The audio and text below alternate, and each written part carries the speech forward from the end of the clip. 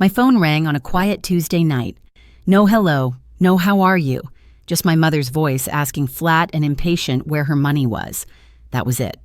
After a year of covering payments, bills, and every excuse she made for my brother, she called me like I was a missed transaction. I didn't argue. I didn't apologize.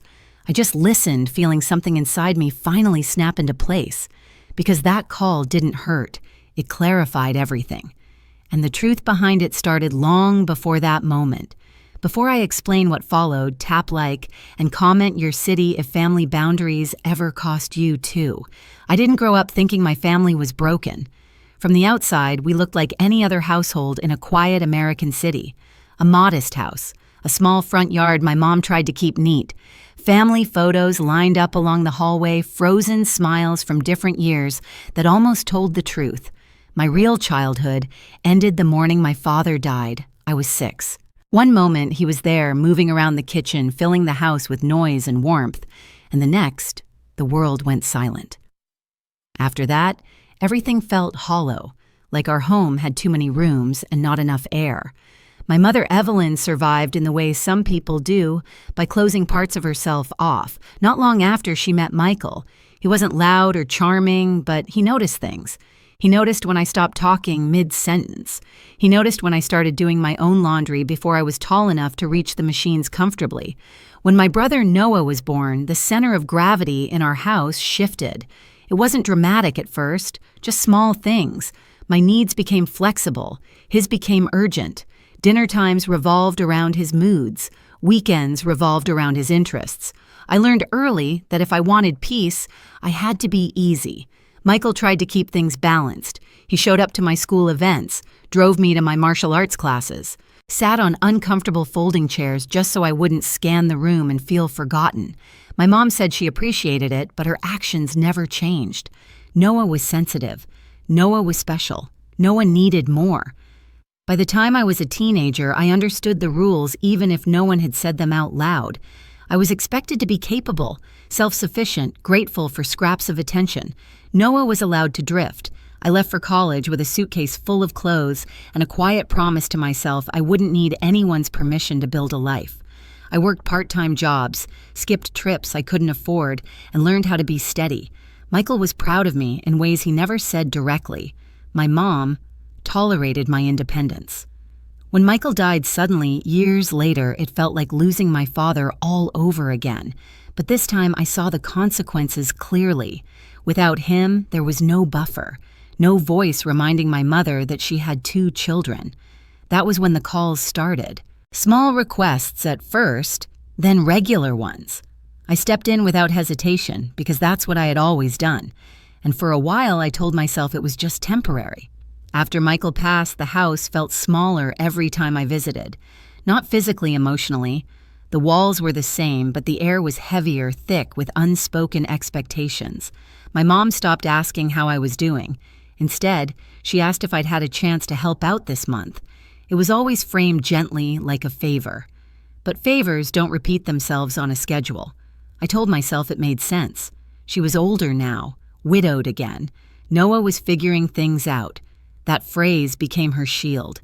Every time I questioned why he wasn't working, why he was still living at home, why he seemed so comfortable doing nothing, she had an answer ready. He was stressed. He was sensitive. The world wasn't built for someone like him. So I stepped in. At first, it was just covering a few bills. Then it became regular payments. I fixed things around the house Michael would have handled without a second thought. When the fridge broke, I replaced it.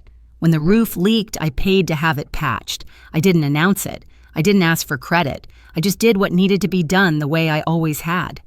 Noah barely acknowledged any of it. He slept late, played games, talked about plans that never seemed to materialize. At family gatherings, he'd scroll on his phone while my mom hovered nearby, ready to defend him from questions no one even asked. If I hinted that maybe he could help out, her tone changed instantly. "You don't understand him," she'd say. "You never have." That was when I started to feel something deeper than exhaustion. It wasn't anger yet. It was a low, constant burn, a sense that I was being quietly repositioned, not as a daughter, but as a resource. The turning point didn't come with a scream or a fight. It came on an ordinary afternoon during a visit that was supposed to be quick. My mom was organizing paperwork at the kitchen table, stacks of envelopes spread out like she was preparing for something important. I asked what she was working on. Just getting things in order, she said, not looking up. Something about the way she said it made my stomach tighten. I pressed gently, and that's when she mentioned the will. Not formally, almost casually. She explained that everything would go to Noah someday. The house, whatever savings were left, all of it. She said it like it was obvious, like it required no explanation. I waited for the rest, for the part where she'd mention me. She didn't. When I asked carefully, calmly, she sighed. Told me I didn't need to worry because I was doing fine. Noah, on the other hand, would need stability, support, protection. In that moment, years of small sacrifices lined up in my mind like evidence I'd ignored. The payments, the repairs, the emotional labor. I wasn't helping because I was needed. I was helping because I was expected to. And suddenly it was clear. This wasn't about love or fairness. It was about entitlement. I didn't react the way she probably expected. There was no argument, no raised voice, no dramatic walkout. I nodded, helped her stack the papers back into neat piles, and finished the visit like nothing had changed. On the drive home, I barely turned the radio on. I needed the silence. I needed to hear my own thoughts without her voice rearranging them. That night, I lay awake replaying the conversation. Not the words themselves, but the tone, the certainty. The way she'd already decided my role in the family without ever asking if I agreed to it. I realized something that made my chest feel strangely calm. I had been acting like a temporary solution to a permanent problem. A few days later, I went back to see her again. I told myself I needed clarity, even though part of me already knew what I'd hear. We sat at the kitchen table, the same one where I'd done homework as a kid, while she hovered over Noah. I asked her directly this time if she really believed leaving everything to him was fair. She didn't hesitate. "You're stronger," she said. "You always have been. You'll be fine." I asked her if she understood what that meant, that I'd been paying bills, covering costs, stepping in every time something broke or went wrong. She waved it off like I was listing chores instead of sacrifices. "That's different," she said. "You chose to help." That was the moment something collapsed inside me. Not loudly, not violently, just a quiet internal shift like a support beam finally giving way after years of pressure. I asked her one last question, whether she loved us the same. She didn't answer right away. When she did, her words landed clean and sharp. She said Noah needed her more, that her love was different because the situation was different. She didn't say she loved me less. She didn't have to. I left without saying goodbye. That night, I opened my banking app and stared at the monthly transfer I'd set up after Michael died. The number wasn't small, but it wasn't the amount that mattered. It was what it represented: permission, expectation, control. I hovered over the screen longer than I expected, not because I was unsure, but because I was letting myself feel the weight of the decision. Then I canceled it. No announcement, no warning. I didn't call my mother or text my brother. I didn't explain. I simply stopped. The silence afterward felt unfamiliar, almost dangerous, like the moment after you step off solid ground. But underneath that fear was something steadier: relief. For the first time, I wasn't reacting. I was choosing, and I knew it wouldn't take long for them to notice. It took exactly 1 month, not 3 weeks, not 6. 30 days to the day after I canceled the payments, my phone lit up while I was making dinner. I remember because the pan was sizzling oil popping softly, the smell of garlic filling my apartment. For the first time in a long while, I was cooking without rushing, without mentally calculating what bill was coming next. I almost didn't answer. The name on the screen sat there like a dare. I wiped my hands on a towel and picked up. "Where's my money?" my mother said. No greeting, no pause, no warmth. Just that question, sharp and immediate, like I'd failed to complete a transaction. I stood there, phone pressed to my ear, listening to my own breathing. In the background, I could hear the familiar sounds from her house. A television on, too loud, the faint clink of a bottle being set down. Someone else was there. "I didn't get the transfer," she continued, irritation creeping into her voice. There must be a problem with your bank. There it was. Not are you okay? Not did something happen. Just an assumption that the money would come, that it always would. There's no problem, I said. The silence that followed was thick. I imagined her blinking, recalibrating. What do you mean, she asked. I have bills due. I canceled it, I replied. Her breath hitched just slightly. Then the anger rushed in to fill the gap. You what? Her voice rose. You can't just do that. We depend on that money. I looked down at my stove and turned the burner off. The food could wait. This couldn't. I helped because I chose to, I said. I'm not doing that anymore. Her tone shifted instantly. Gone was the irritation. In its place came something familiar, something rehearsed. The wounded voice. Rose, you know your brother is going through a hard time, she said. This isn't about you. I almost laughed at how predictable it was.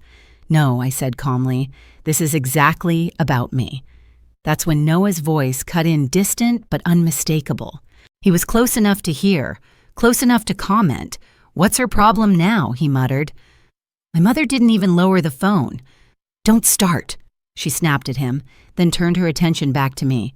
You're being dramatic. This is family. Family helps. Family doesn't draft a will cutting one child out and expect that child to fund the consequences, I said. That landed. Her voice hardened. You went through my things. You told me, I said. Like it was nothing. She exhaled sharply. I did what I had to do. Noah needs security. And I don't, I asked. There was a pause. Not because she didn't understand the question, but because she didn't want to answer it. You're doing fine, she said finally. You have a good job. You're independent. You always have been. I closed my eyes. That wasn't an accident, I said. That was survival. She scoffed. Oh, don't turn this into something it's not. Noah laughed in the background, a short, dismissive sound. You always think you're better than everyone else, he said. Like we owe you something. I felt something cold settle in my chest. Not anger, certainty. I don't think I'm better, I said. I think I'm done. That's when my mother snapped. After everything I've done for you, she shouted. This is how you repay me. I leaned against the counter, steadying myself. Tell me, I said. What exactly have you done for me lately? She stuttered words tangling over each other.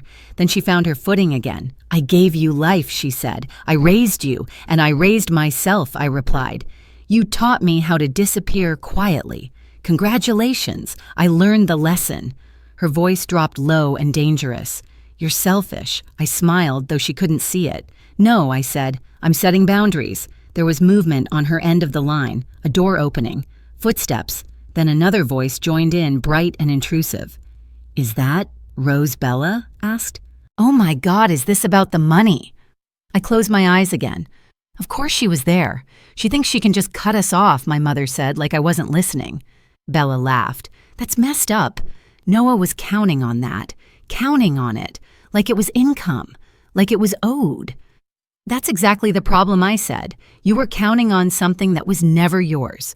You're ruining this family, my mother said. No, I replied. You already did.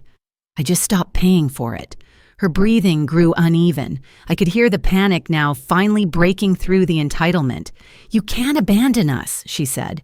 What are we supposed to do? I thought about all the nights I'd gone without things I wanted so they could have what they demanded. The vacations they took while I stayed home.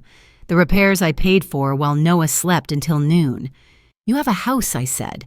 You have choices. You have the son you chose. That was the wrong thing to say. I never loved you the way I love him, she spat. He needs me. You never did. The words didn't hit the way they would have a year ago, or even a month ago. They didn't break me. They freed me. Then this makes sense, I said softly. You made your choice. Now live with it. She started crying then, loud, dramatic sobs, the kind meant to pull people back in. You're heartless, she said between gasps, after all my sacrifices. I waited until the crying slowed.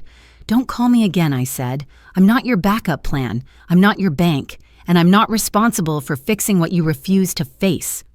She screamed my name as I pulled the phone away. I ended the call. The apartment was silent except for the hum of the refrigerator. My dinner sat untouched, cooling in the pan. I stood there for a long moment, phone still in my hand, half expecting it to ring again. It did. Text messages this time, one after another. Accusations, guilt, threats. Noah sent one too, telling me I was destroying everything, that Mom was crying because of me. I blocked them. All of them. I sat down at my small kitchen table and felt something I hadn't felt in years. Not triumph, not revenge, peace. They had lost control, and I had gained my life back. The weeks after that call were quieter than I expected, not empty quiet. There were no more sudden demands, no late-night guilt disguised as concern. My phone stayed still. At first, I kept checking it out of habit, like my body hadn't caught up to the decision my mind had already made. I heard bits and pieces through relatives who meant well. The house felt heavier without my money propping it up. Repairs were postponed. Plans were suddenly on hold. My mother complained that things were hard now that life had become unfair. Noah was still figuring things out. Nothing about them changed, except one thing: I was no longer carrying it. I redirected the money I'd been sending every month into my own future. Not impulsively, intentionally. A savings account with my name on it. Goals that didn't involve rescuing anyone. The relief wasn't loud or dramatic. It showed up in small ways. I slept through the night. I cooked meals without anxiety. I stopped bracing myself before opening messages. One evening, I found an old photo tucked into a drawer. Michael and me standing outside that house years ago, his arm around my shoulder, his smile proud but quiet. I realized something then. He hadn't protected me so I could keep sacrificing myself. He'd protected me so I could eventually choose better. I didn't feel guilty anymore. Guilt only works when you believe you owe someone access to your life. I didn't. I had given enough. Letting go didn't make me cruel. It made me honest. And honesty, it turns out, is lighter than obligation. Walking away didn't make me heartless. It made me free. Love isn't measured by how much you give until there's nothing left. And setting boundaries isn't revenge, it's survival. If this story feels uncomfortably familiar, you're not weak, and you're definitely not alone. Sometimes the bravest thing you can do is stop paying the price for someone else's choices. If you've ever had to choose yourself over family expectations, share your story in the comments. And don't forget to subscribe. More stories like this are coming.